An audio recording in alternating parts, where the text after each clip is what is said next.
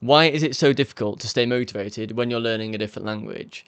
There's so many options out there, and it's hard to measure how much progress you're doing. Is what you're doing right, or is there a path that's better for you? These are all questions you might be asking yourself, and it can be hard to stay motivated when you're not seeing the progress of the effort you're putting in, especially in the early days when you're learning a new language. In this video, I'm going to cover the psychological reasons why it can be hard for you to stay motivated and how to counteract them, how to overcome any dips of motivation you have. My name is James, I'm a native English speaker. Puedo hablar español e anche posso parlare italiano.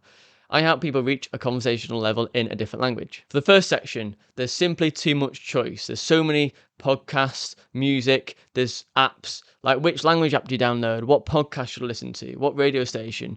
What should I watch on Netflix? Because now there's different languages, there's subtitles on Netflix where you can watch different language, any language you want to, and you can see a plethora, a load of different content options to watch on there as well. So where do you even start? The issue is that there's too many options, and when that happens, it takes a lot of effort to think about what's best for me.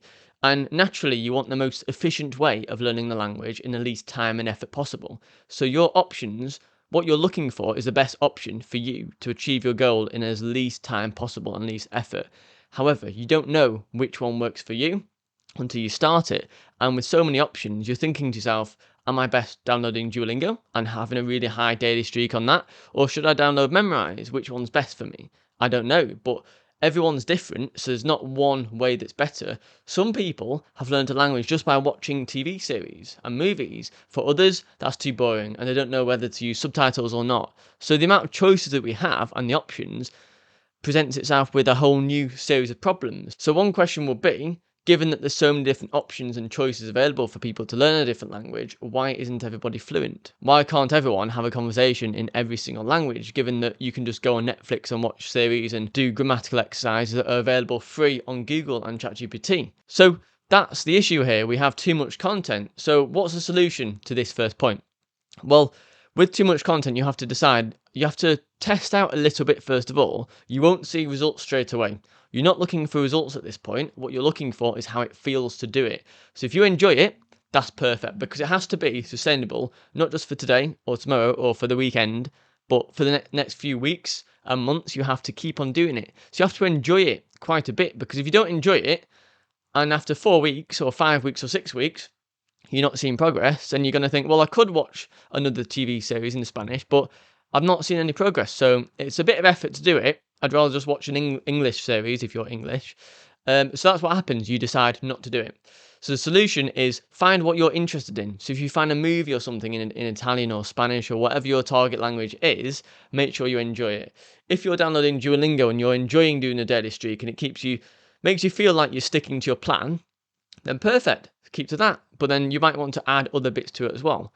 And you can always stack what you do, so your activities. You can always do a bit of listening to a podcast in Spanish while doing an exercise on Duolingo. In fact, the more you do that, the better. But make sure that every option that you choose, you can test different options, but find ones you enjoy at this point. Enjoyment matters more than seeing progress, because it takes a long time to see if something's working if you're waiting to see progress. Focus on enjoyment. On that note, I've created a free email course on how to learn a language despite having a busy lifestyle. It contains a range of tips and tricks and works for any language, suitable for all levels, and it helps you achieve your language goals in less time if you're really busy. There's a link in the description below to check it out. Now, for point 2, how do you measure progress? This is really difficult, because with language learning, especially if you're quite an early level, you feel like you're not progressing at all. You're trying, you're failing, I say failing, you're making mistakes, which is part of the process. Remember that. But it's hard to measure if what you're doing is working. So with that being said, how do you measure it? Well, one key indicator is if you're understanding a bit more of what the native speaker is saying to you and it's taken less effort to understand, that is one sign of progress. The issue is, it's not widely recognised as to what progress feels like when you're learning a different language. What does it feel like in your mind when you're able to understand something and when you're able to say something? Well, what tends to happen is as you make progress with language learning, you find that as you're speaking with native speakers or you're doing exercises or whatever you're doing, you find it a bit easier to understand what's being said to you if you're listening. And that is progress, and we have to take notice of this, because if we just dismiss it, we lose motivation. You have to celebrate the small wins, and if you understand a word that you didn't do a week ago, that's progress, and that's perfect. Even if it's one word at a time, you're getting there. The more time you can commit to it, the faster you'll see progress and the more signs you'll see. But that's one example. If you can understand more of what's being said to you a bit easier and you recognize the words more without having to translate it in your head, you can just feel it and instantly get, oh, I know what that means. That's perfect. In terms of speaking, the progress comes when you can conjugate words, which means that if it's like I am, you are, we are, that sort of thing. So first person, second person, third person, or a group of people, that's what conjugating is.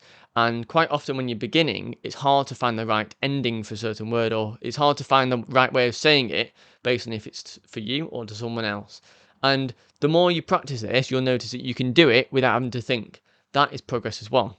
So being able to work out how to say things in a certain grammatical way, that is progress. And also the pronunciation and a load of other different things like that. If you're seeing that you're able to do something that you couldn't do a week ago or a month ago, take note of that. You have to celebrate to yourself the small wins. Even if you take notice of these little small wins, it'll help you solidify the idea in your head that you are capable of learning this language and it's working for you, which in turn will give you motivation. Because as soon as you see something's working, it could be in anything with life, you have more motivation to continue doing that thing, and then that will get you closer to your goals. So that's the secret here. Point number 3. The first few weeks and months are very, very difficult. They're the hardest.